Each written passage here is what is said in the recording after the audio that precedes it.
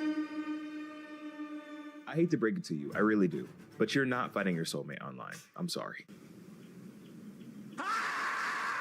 Hey guys, what's up? It's Emergency and welcome back to my channel. That was intense, I know. And before we get started, I do have to say that this video is not to call anyone out. Well, maybe a little bit, and also maybe myself. And I already know, I can already tell what the comments are going to be. I can already see you being up in arms if you did happen to find the love of your life on like Hinge or Bumble or a dating app. And to that, I say that is amazing. That is awesome. I love you. I love that for you. However, you are the exception and not the rule, babes. Which we're in a world where we're both platonically and romantically lonely and have an abundance of options in things like dating apps, that the fact that the actual success rate of these said dating apps is so low is equal parts insane and insidious, considering the fact that that is the whole promoted purpose of these apps. And just to be clear, this is not a ooh boo dating apps video, because I think that we as the internet have talked about that enough. And whether you may or may not know, people can be disappointing regardless of where you meet them.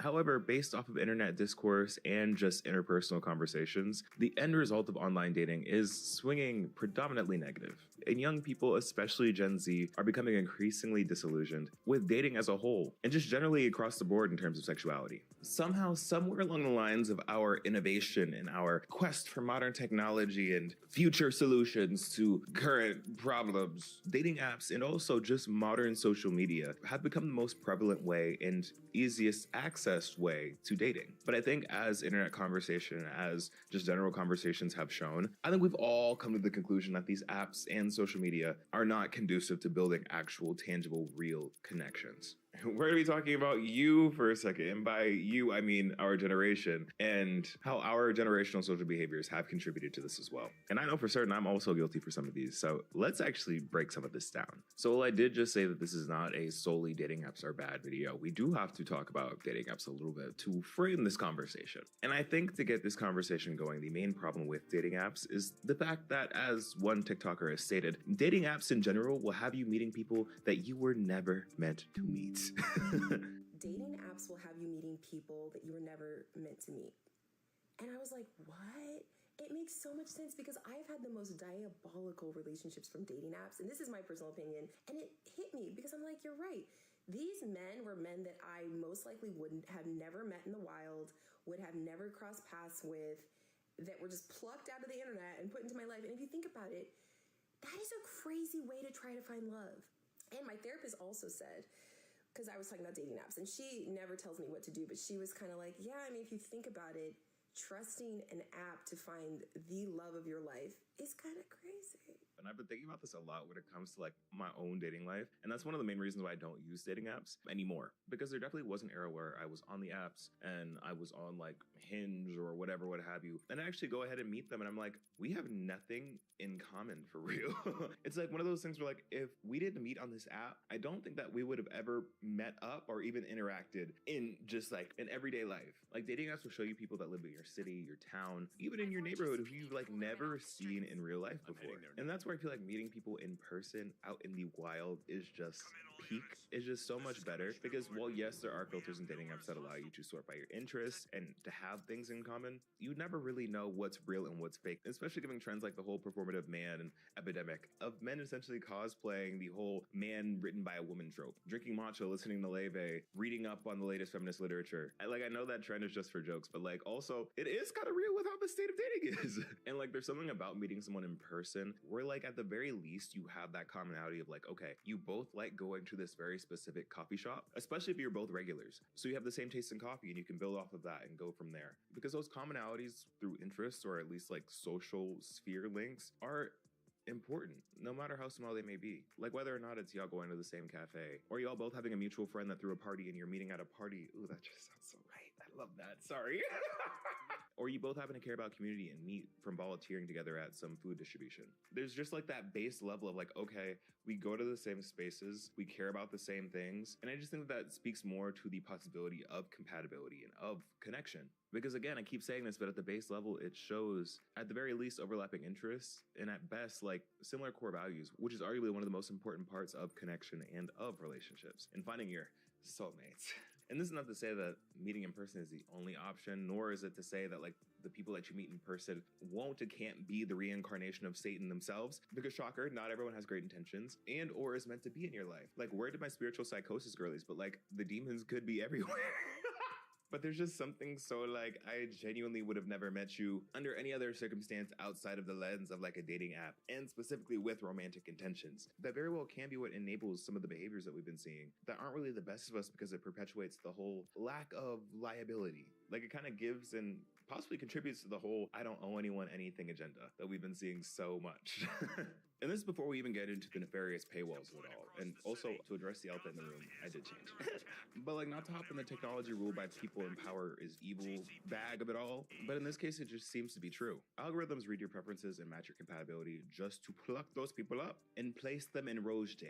Meaning, if you want a chance to find love and go on a date with someone that is the most well-presenting and most algorithmically compatible, or just generally your type to a T, you gotta cough up the coins, babes, because love isn't for the poor, apparently. I mean, like, are we shocked that companies are keeping things like love behind a paywall in the society that we currently live in? No. But it is sad that we've been able to capitalize and commodify even the possibility of finding connection, especially in a time where people are so desperate for genuine connections to begin with. And it's ever so clear that the powers that be will try to milk every last cent out of you, even at the detriment of the general public. And I mean, hey, at the end of the day, these dating apps are all businesses. Whether they want to outwardly admit it or not, they are there at the end of the day to make a quick buck. They're there to make money. Because if they did not make money, they would no longer be running their app. And sure as hell wouldn't be charging you $15 a month for a premium version of their dating app. So if they have to use the guise of finding a partner, finding connection, or to grab a couple dollars out of you, they can and they will. Also, something sort of on the lines of this topic, but like not really. Something interesting that we found in research for this video was the fact that there are actually some dating apps seemingly paying regular TikTok users to promote their app in a very interesting kind of way. Like, you have videos upon videos of people using the exact same block of text with like the same kind of shocked expression, essentially promoting this one dating app with the text on screen saying something along the lines of, every time I re-download Hinge, it's just a reminder that these apps aren't about dating anymore. They're about paywalls and pushing premium features. Like, why am I paying to just have a conversation? I deleted it for good and switched to a personality-based app where I actually meet people who want to be there. So like, clearly that reads as an ad, and if it's not clocking to you that that's an ad, look at the 3 to 4 other videos with that exact same blurb of text in the exact same format. A little interesting to see that that app is allegedly paying people to make ads like that without disclosing explicitly that that is an ad. But that's neither here nor there. The point here being that clearly people are frustrated with the paywalls in dating apps right now, and it's seeming like other apps are trying to do anything in their power to try and capitalize off of this moment of people being frustrated with it, even at the risk of seeming a little grifty. But now, since we're on the topic of dating apps, I kind of want to do a little fun segment, a little something different actually, if you're kind of down to clown. I thought it'd be fun to kind of go through the app store and see exactly what the state of dating apps and online dating is, just by seeing what's out there for people. And I feel like we're gonna be a little shocked. I think we're gonna be a little gagged. I think maybe a little disgusted, but this could be fun, right? Let's see what the scene is giving right now. First up, starting strong, the app Hunch. You heard me right. Hunch. Wild babe aside, Hunch is a self-proclaimed personality-based dating app where you answer prompts instead of photos. Which, okay, period, kind of sounds like a Hinge dupe, but like, let's continue. Their advertising here has buzzwords like done swiping, try vibing. It's giving compatibility. See how you vibe instantly, and no more boring openers. I'm just like seeing here how like everyone here is white. You know, then that's not like a problem for real. But you know how like usually on dating apps, they have like a pretty like diverse, at least set of models for their ad campaigns to show like, oh wow, this app is for everybody. Anyone of all backgrounds and gender appropriations and the pronouns can be on this app. But they're like, no, this one's not for all of that at all, at least through their marketing. And I'm looking here at the reviews and they're not looking great. A 3.7 with some of the main titles here being only a little I would change. 1 star, Mass Majora was not having a good time here, said not good. Others saying serious issues, not great, good idea, terrible execution, and another scam app. Ooh. And the thing about Hunch, if you wanted to know more about the app without having to, as one person puts it, download another scam app, the only other real information you can find on this app is through all of the paid advertisements as they have going on TikTok. It's very similar to the stuff we were just talking about before, which I mean, like, period, having like a TikTok marketing budget is tea, but like, allegedly, this is not going back into the app. The name of this app itself is unfortunate at best, only because it is seemingly counterintuitive. Being named Hunch, but also having the main tagline be intentional dating and real connection. You know, Hunch kind of gives me the same vibes as Grindr. And one thing we all know about Grindr, well, maybe not all of us, I know there are allies watching, but for the girls, if there's one thing we know about Grindr is that there is nothing intentional or real on that app, okay? You don't go on that app to date, you don't go on that app to fellowship, you don't go on that app to build community, you go on that app to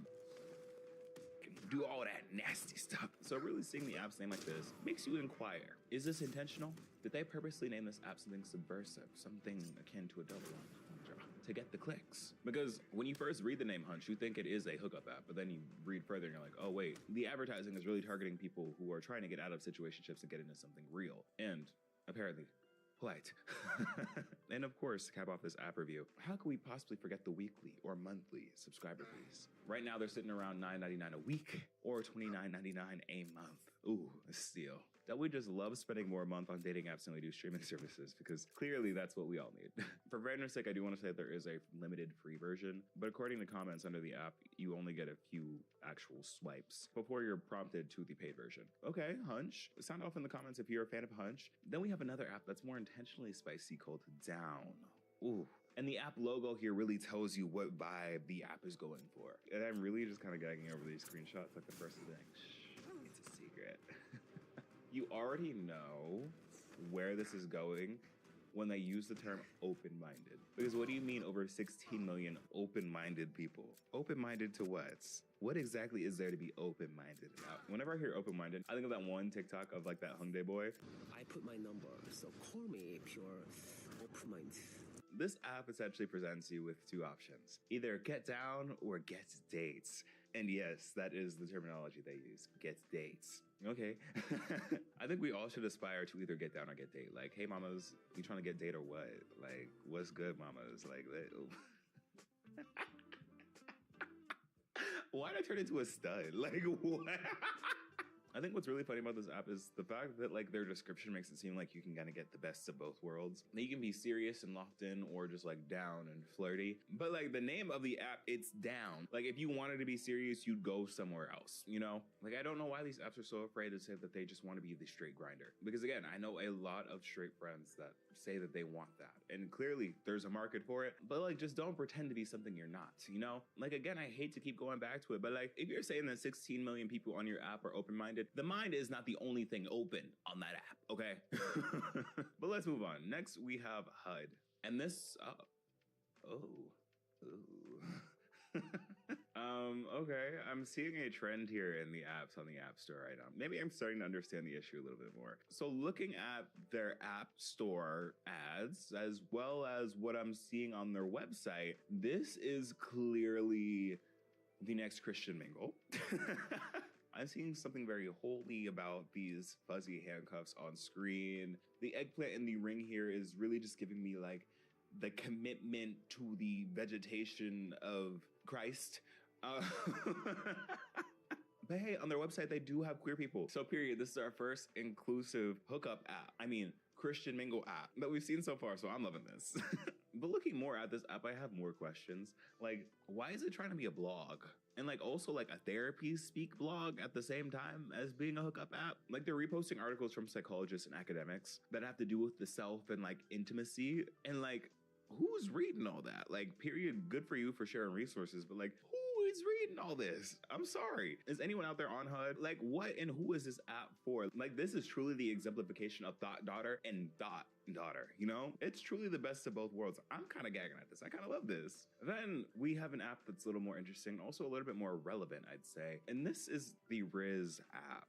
And this one's fun because this is like modern solutions to modern problems. Like, guys, like, y'all, get this. You don't even have to do dating anymore. Courting, flirting, texting, that's a world of the past. Why would you burden yourself with that when you could use Riz AI dating assistant to do the flirting and texting for you.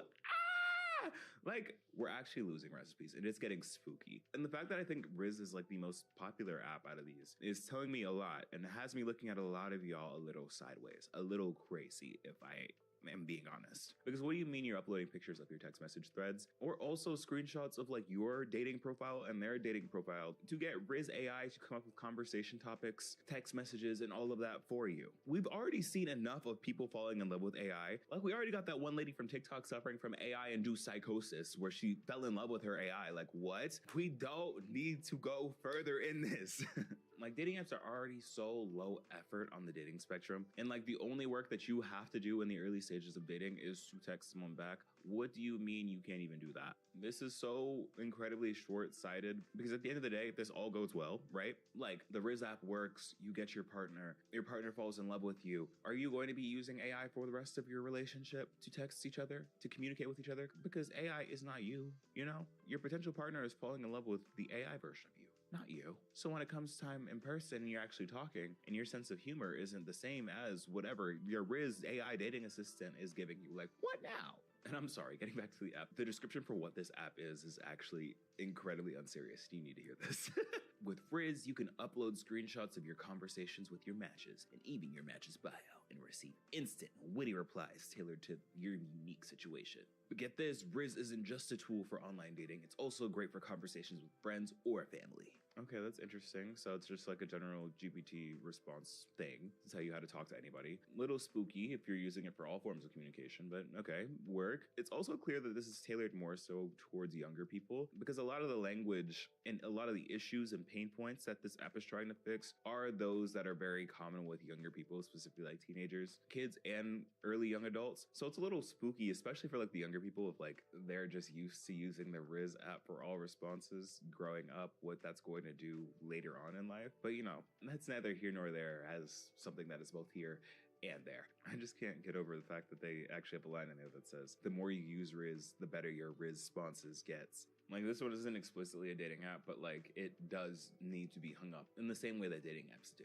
And then just a few more because I feel like we're starting to get the point here. Some rapid fire ones. They have an app called Tagged that lets you live stream your dates. Really Black Mirror-ish to live stream and also have other perspectives in real time while you're dating, like what in the Love Island. There's Cougar D, which, ooh, Sugar Mama Central if you're into that. And Wink, which is essentially a dating app Threads dupe, which is a dupe of Twitter. So a double dating dupe where the app is allegedly filled with bots to begin with. So yeah, the online dating sphere right now, not looking the best. And truly this list could keep going on and on and on because there are just that many options with that many of them not being the best. There's truly a dating app for everything, but unfortunately most of them are complete wastelands in terms of actual people using them and are just usually filled with bots. And if this doesn't illustrate how connecting and intimacy in dating are packaged, appified, and commodified, I don't know what will. Now we've had our dating app conversation, it's time to actually talk about some of the real stuff that's contributing to why you will not find your soulmate online. I know I say that and some of y'all are cuddled up so smugly and snugly with your significant other that you met on Hinge, just laughing, rubbing your feet together knowing, ooh, he can't be talking about me. Well, in that case, you're right. You gagged me a bit. I'm not talking about you. And if for whatever reason that is you and this really niche call out applies to you, please comment. Let me know. I want to know exactly how many of y'all are out there. And I love for you to gag me a little bit. I would love for you to prove me wrong. But I fear I won't be. So yes, dating apps aren't and should not be the be-all end-all of dating and meeting people. But I feel like as a society, we've definitely moved more and more towards not having as many conducive ways of meeting and getting to know people in real life, especially when it comes to Gen Z. And it seems, unfortunately so, but like the pinnacle of dating right now is through meeting someone online or meeting someone through a dating app. And that truly can be attributed to many different factors, which we've talked about many times on this channel before. With the first one being, say it with me now, I know we like to blame everything on 2020, but really, truly, we don't really talk about how bad and how transformative for the better and worse we were as a generation because of it. Because I think I speak for all of us when I say that we all had a quarantine little thing during lockdown and the time after that. Ooh, you said, who's everybody? You mean to say you didn't? Oh. Well, you lucked out, Diva, because I'll tell you one thing, all those quarantine situationships or relationships did not work out, okay?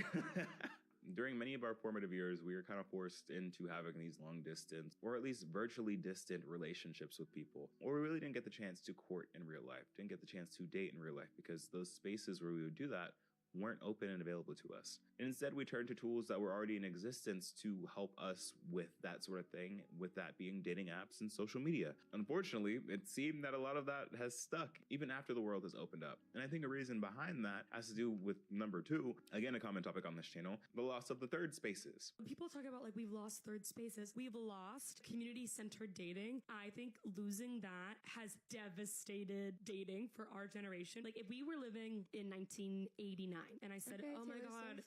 I really want a boyfriend or a girlfriend. Like, I hate being single. You would go, oh, I might have someone for you. Like, let me get back to you. Whereas now, if I say that, I literally said get back on Hinge. Yeah, you would say get back on Hinge. Because, like, where are we meeting people in real life nowadays? Whether it's the lack of actual third spaces to hang out or know where to hang out, or the lack of time from the other 2 spaces that you got going on to enjoy a third space and to really enjoy dating, times are tough when it comes to wanting to court and meet people organically. And we're witnessing in real time the decline of these third spaces, or at least spaces where people can coexist and mingle that don't require an entrance fee, don't involve some kind of ticketed experience where you can go to a singles mixer or go to like a day party like an Everyday People or whatever would have you to meet people your age that are out in public just living life. And it really makes you wonder, if everyone is struggling to find third spaces, where the baddies at? As a therapist, I get clients all the time who are on these dating apps and they complain about dating app fatigue. And the best people I know who are single are not on dating apps. You know, the people who are on dating apps, they're looking for low effort because that's the whole point. It's convenience. And these apps teach you to be very outcomes driven and to force things that are not organic. This TikTok makes a great point in the whole conversation around low effort love. And I think that's a big issue around why people aren't finding the love of their lives online. Like, the whole point of dating apps is that they're pretty low effort, pretty easy to do. You can do it passively while you're on the way to work, while you're on a walk, wherever, what have you. And it's so easy to swipe through different dating profiles, whether you're attracted to them or not, based off their appearance or like the few things that they put on their profile. And it's also pretty low lift and easy to DM somebody in like the grand scheme of like dating and courting and all that. And this pattern of behavior on dating apps trains us to bias towards what's easy and what's convenient. But the thing about dating, the thing about love, the thing about building connection is that it's anything but easy. These are not easy, low-lift things. To build and maintain a connection and to build and maintain a love is a very difficult thing. And I think our tendency to lean towards and seek ease in relationships is heavily due to how we've been trained to see dating through the lens of online dating, where things are easier and more low lift. It's like the whole concept of people online saying like, oh, if you feel like things are difficult early on in a relationship, then you should just leave instead of actually working through it. And I mean, like, I get that sentiment 100% when things are dangerous or unsafe or manipulative or whatever. But like, if it's just like a conversational thing, y'all are having conflict over things that you can just talk out or like work through, then you should do that. And it doesn't warrant you completely cutting off that connection. And also doing that is not you settling. That's you becoming closer to someone. That's you forming a stronger connection with someone and you both forming a better understanding of each other as people. That's that connection, that's that love, and that's that soulmate-ness that everyone is searching for. Like, I hate to say it, I really do. Like, just because you find someone that agrees with everything that you say and has the exact same outlook on everything and y'all never argue, does not always mean that they're your soulmate. That could mean that they're your yes man. Like,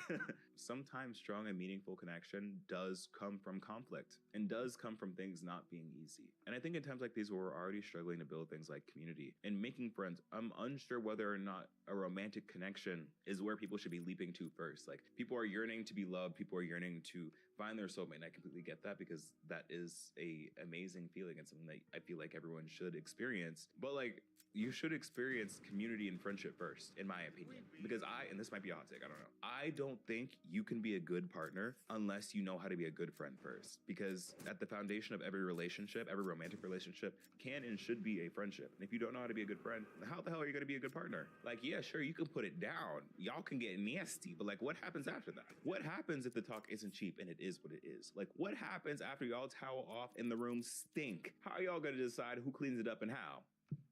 Y'all can't communicate, people. I'm sorry. That was crazy and out of pocket.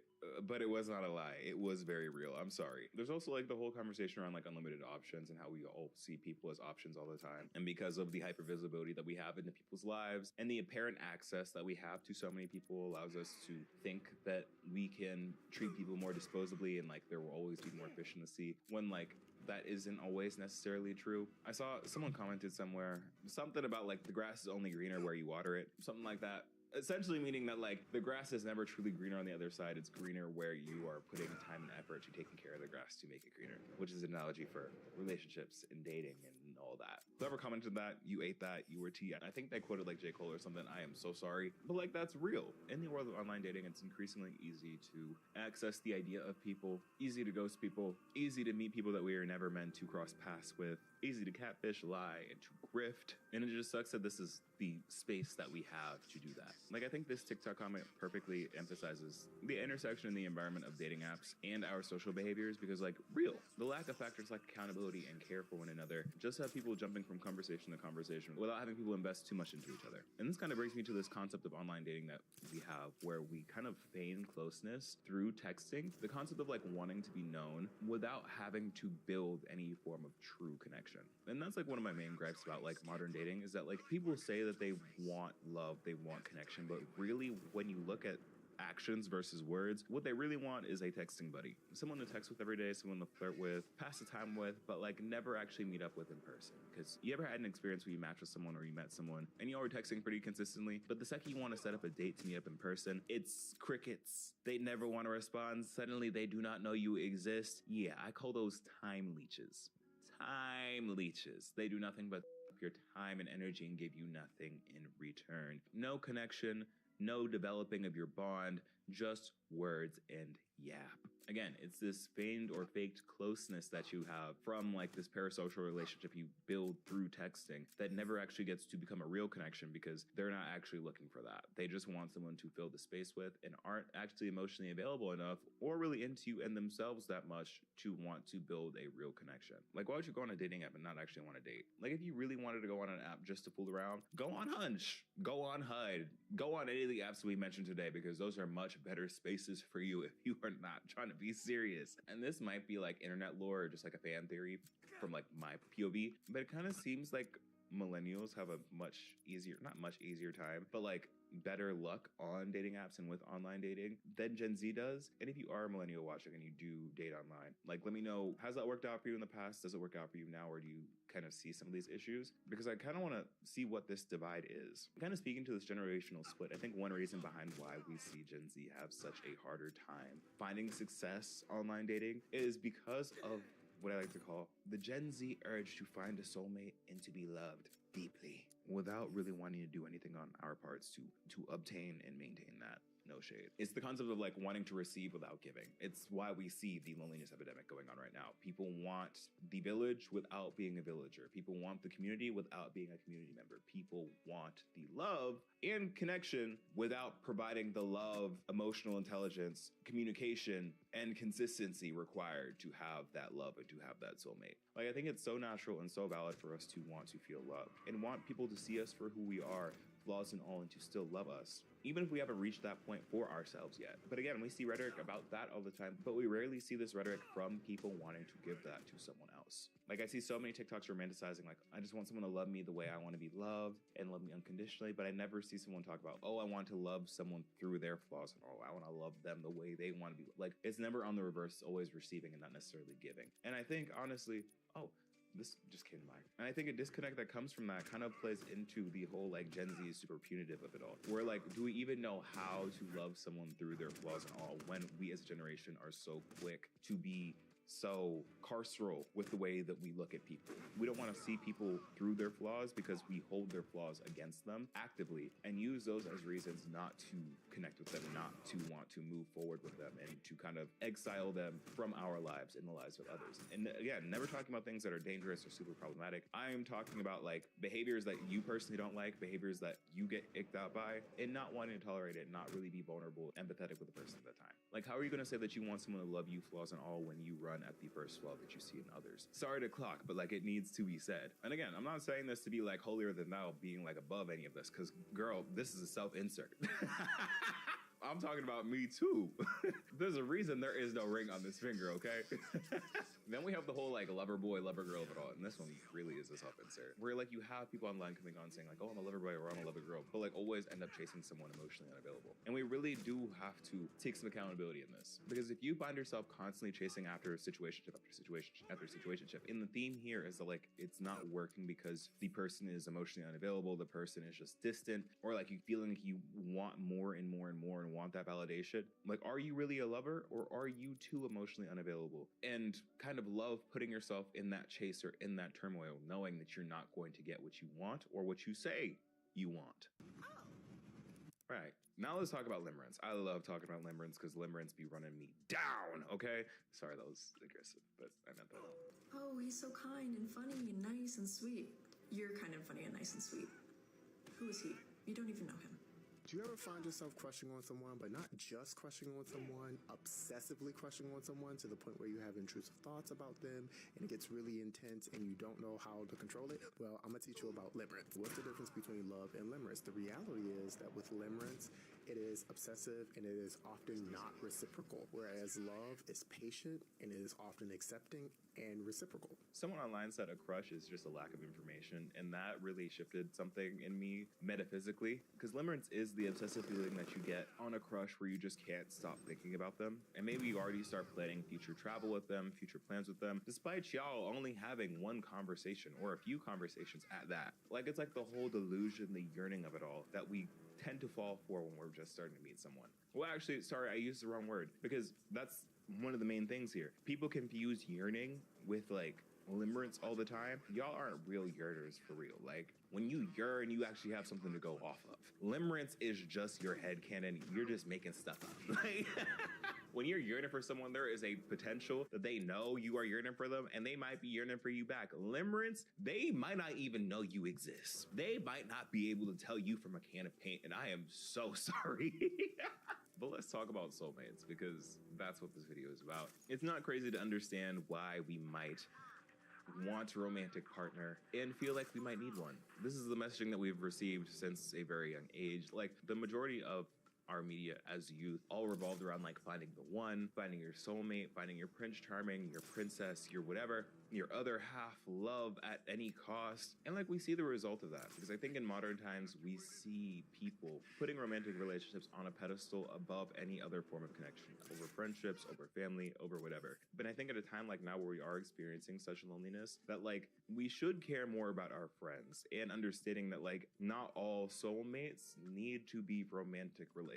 It can very well be that your soulmate may just be your friend, and that's okay. It does not need to be your life romantic partner. Your friends can be your soulmates. Like, once you start caring about friendships in the same way that we have been socialized to think and care about dating and relationships, the quality of life, babes, will skyrocket. I'm sorry. And if you're like, okay, cool, whatever, is there such thing as like this fantastical romantic soulmate that we hear about all the time? Well, it just depends on how you define it. There is no the one. I believe that we choose who the one will be. The problem with the whole idea of the soulmate and the one is like, this person's going to complete you, and they are going to somehow make up for all the issues that you have, that their perfection is going to make it so that it's okay that you're not perfect. And that's a very dangerous belief, because no one is perfect. Healthy thinking is, this person is perfect for me, even though they're not perfect. And this is a really interesting tape because it kind of flips the whole notion of a soulmate on its head. It's not something that happens to you, not something that just appears and like whisks you away into this magical fantasy of being a soulmate. It's something that you're actually choosing for yourself. You choose who you love and you make it work. And I think a lot of us have been waiting for this person or people to just come into our lives and change things and just be like the other half that you're missing.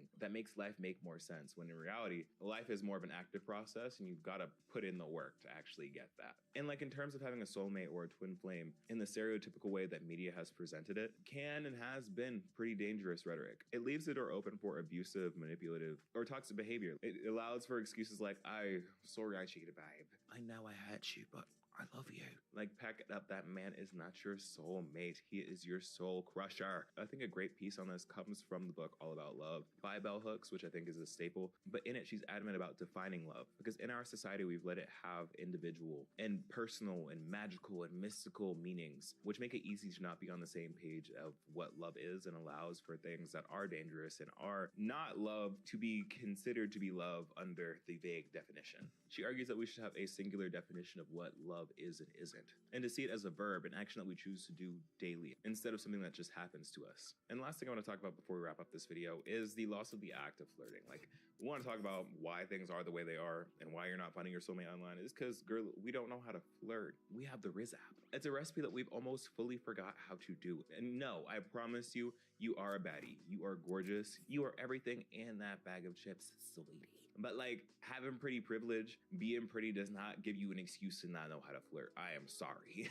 I think all the energy has gone into copy and pasting at worst, or crafting yourself at best, an opening line to send people in hopes of a response. And that's not flirting, that's A/B testing. Flirting is more dynamic, more charismatic, shows you more about who you are as a person, while also building some kind of romantic or general tension. Connecting in conversation that feels witty, organic. And that's just something we don't see as much anymore. I think some of the comments under this TikTok really presents information in a good way. Whereas like, we want as much information about people as possible and don't really leave as much room for mystery, reading in between the lines, or taking action as an indication of character, which are the typical hallmarks of flirting. We want to be told what to think of someone rather than fighting that out ourselves through conversation and through that sense of almost romance. It's almost like that difference between like instant gratification and delayed gratification in terms of like flirting and getting to know somebody. Like, truly, what happened to having fun? What happened to flirting? Like, we just don't read our phone and be giggling and kicking our feet like we used to no more. Like, it feels too sterile, too federal. We're losing recipes, people. But all in all, to wrap this video up, have people found partners online through dating apps and social media? Sure, yes. But like I've been saying before, this has increasingly become more so the exception than the rule for online dating, which is really disillusioning when you consider that all of these apps and tools should be making it easier, when in reality they're actually not at all. It's definitely making access to having a texting pen pal or maybe a little hookup easier, but that's about it. From these sinister and deceptive paid apps to the lackluster socializing and not being honest with ourselves as to our role in dating and loving, as a generation, we've become rightfully disheartened with the concept of dating. But I must say, we can't give up hope, because our soulmates are out there. Hope is truly all we have. And if you are single, and a lot of your amazing friends that you love dearly are too, that must mean that there are also other wonderful people out there that you can go and connect with. They just likely aren't swiping on dating apps, if I'm being completely honest. So go outside, meet some people. And whatever you do, friend, do not get back on Hinge.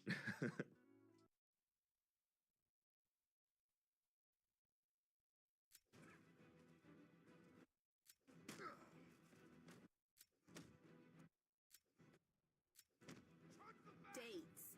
We're missing dates. Like, get the on my face.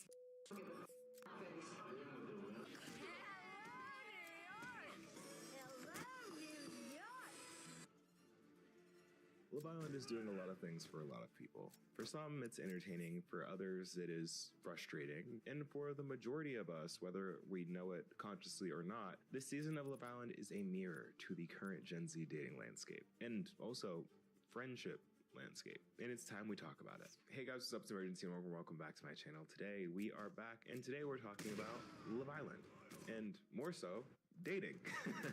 Because season 7 of Love Island has been dominating internet discourse, no pun intended, for just about a month now, and so many different think pieces have spawned, good, bad, ugly, and the likes about this show. Because for one, I think that most reality shows are just a human sociology experiment, but this season especially because there are just so many layers to unpack. Now, this is by no means a season review. We're more so talking about Love Island and the themes and controversies of Love Island to help us have a better understanding as to like what has been going on in the Gen Z dating scene. We've talked about dating in Gen Z in prior videos as more of like a general feeler for what's been going on in society. This video is meant to tackle some of the most prominent things that we're seeing that are the biggest pain points in dating and young people that we see that are being put on full display on our televisions every single day on Love Island, showing us in real time why things like nonchalance, being non-committal, as well as how things like identity stealthing and the overuse and sometimes weaponization of being a girl's girl all impact the way that we're seeing people on Love Island date, and why this season is one of the most loveless seasons, as well as how it's impacting us outside the villa in the real world, making Gen Z one of the most loveless generations. This is for sure going to be an interesting one, so be sure to buckle up because it's time to get into it. Okay, so let's just set a level of understanding here, because I did ask my subscribers whether or not they're actually tuned into Love Island, and the majority of y'all said no and had no plans of watching. Ouch. Okay. Target audience not reached. So for those of you that are out of the loop, there's this reality show. Yes, I know, I just heard the collective groan. Hear me out. There's this reality show called Love Island, which is basically what you get when you put a bunch of really hot, chronically online 20-somethings all on an island without any form of connection to the real world. Make them partake in a series of potentially biohazardous humiliation rituals. Challenges. Put cameras in their face and say, go at it. Now you may be asking yourself, wait, I thought this was called Love Island. Where's the love part? And that is a perfectly fine and intelligent question. Us Love Island watchers have been wondering the same thing all season. Now, like I said, this is the 7th season of Love Island USA. UK has a ton of seasons, but as for the US, this is the 7th season, but only the 2nd season of Love Island USA that features a mostly Gen Z cast. And maybe potentially the first entirely Gen Z cast. And this is made very obvious given how many TikTok references and meme references that are made throughout the season, and just in their regular conversations. Yeah, I like your laugh. It sounds like something she'd say. I like that laugh.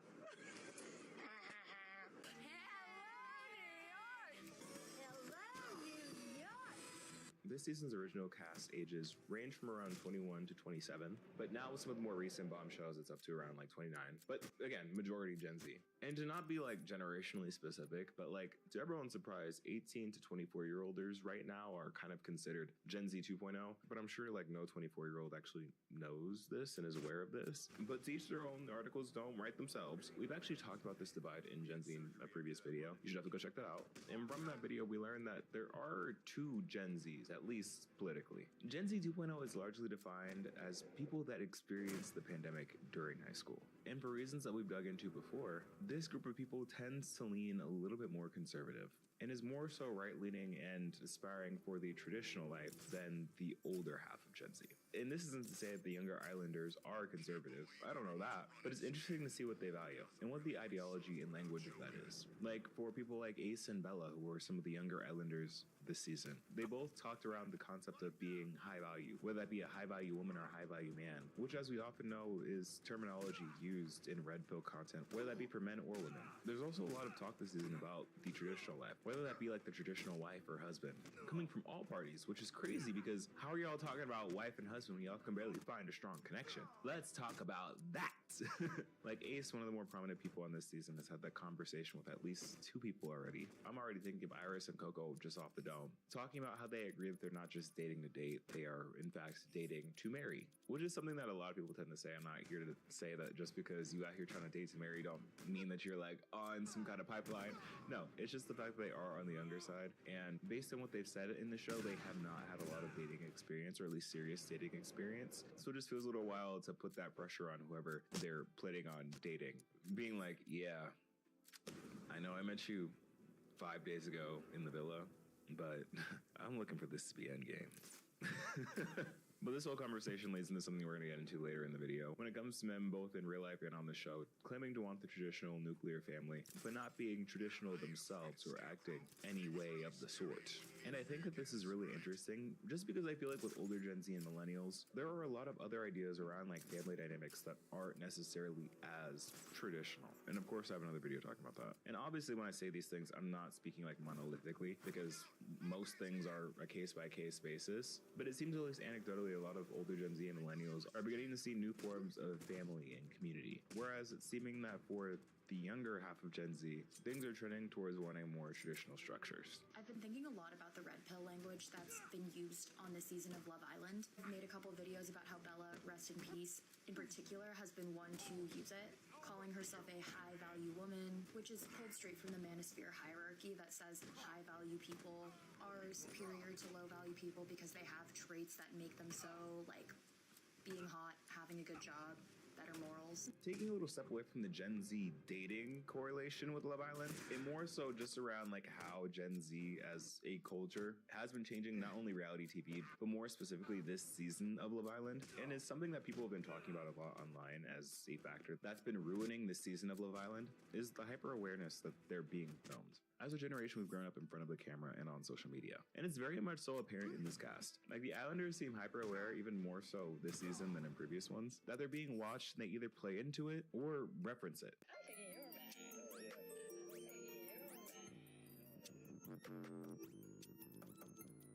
Like, our generation has been living in the digital panopticon, and it makes sense. We're the first generation to live our formative years online, on our phones, and on social media, meaning that we've always had the watchful imaginary eye on us, in our heads, and on our screens. Like, the amount of times that Islanders reference America and analyze our choices to then go ahead and make decisions, making the show feel more like a gameplay and more so like Big Brother than actually Love Island. And like, it almost feels like this cast is hyper aware that they're on a show and aren't actually participating in the show to abide by what the show is meant to be, and is instead fixated on replicating everything that went down in season 6 and what the winners of season 6 ended up reaping. But you see, the problem here is that what made season 6 of Love Island such a hit and launched all the winners, like the top 3 winners, into superstardom and all the money and connections and all that, is that they were doing what the show actually required of them and actually did find love in a seemingly genuine way. They're being fun, they're being messy, they're being flirty and exploring because it's Love Island, not Strategy Island.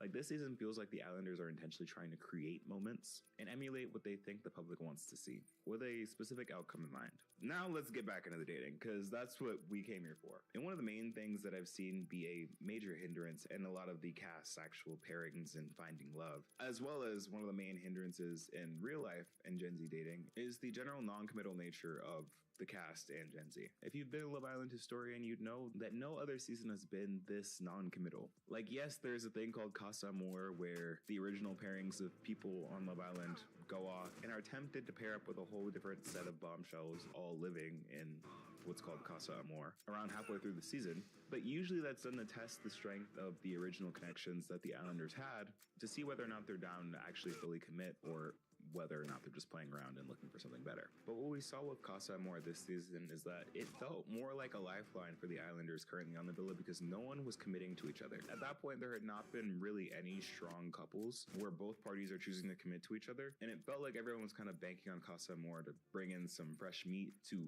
potentially find someone who actually want to commit to, which hasn't really been the case in previous seasons, which is why they completely changed up how they did Casa Amor this season, because this year was just so strange. And I'd argue that a big reason for the lack of commitment is because of the fear of being closed off and committing. I mean, like, there are many different reasons why people didn't lock down and commit, because of the way that certain players are playing the game earlier in the season, aka Jeremiah and Huda, as well as Ace's role in it, both disincentivizing locking down with someone too early and promoting exploring, aka meaning dating as many people as possible without commitment until you know who you want to commit to. But as we saw the first half of the season play out, what happens when everyone's exploring, no one commits, and the people that get eliminated from the island are the people that actually do find a connection and want to commit? Well, it creates a batch of chronically single people on the show who seem like they want the prize money of 100K more than they actually want to be with each other. And we see this in real life too when it comes to dating in Gen Z. Not to beat a dead horse, because everyone's talked about this when it comes to Gen Z dating, but like, the whole advent of dating apps, having so many options, exploring so many options, and not really committing to one or taking one serious, because the grass is always greener. There are always more options until, you know, there aren't.